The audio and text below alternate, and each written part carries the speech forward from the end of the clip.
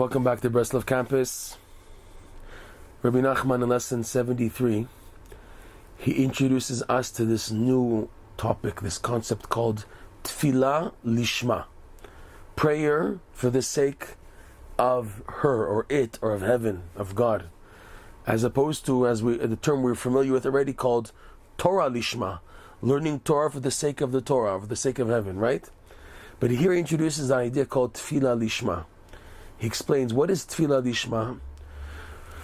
It's a prayer where you're able to connect your mind, your thoughts, to the words you are saying.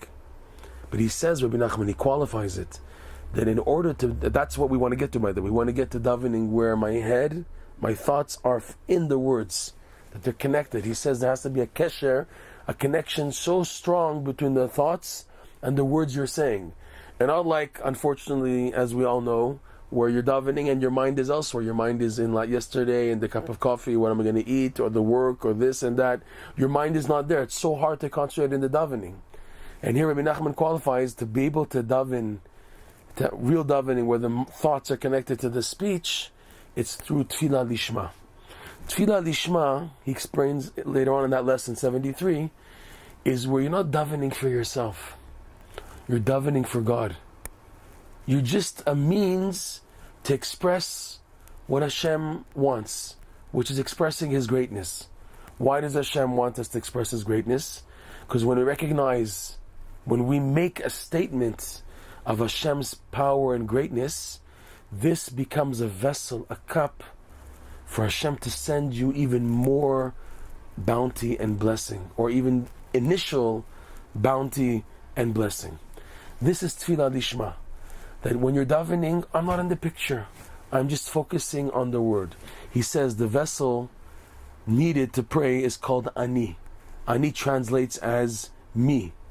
And he uses the proof Rabbi Nachman brings is from the blessing, the priestly blessings, the Birkat Kohanim, where it ends with Va'ani avarchem. Hashem says, and I will bless them. Rabbi Nachman reads it, Va'ani, when you have the vessel called Ani avarchem. That is the key for the blessings. The simple meaning of Ani, it's a bit deeper how he explains it in the lesson, but the first initial step to getting to Ani is that when you're davening, you put yourself aside. When you come to davening, I have all my problems, all my issues, everything I'm going through.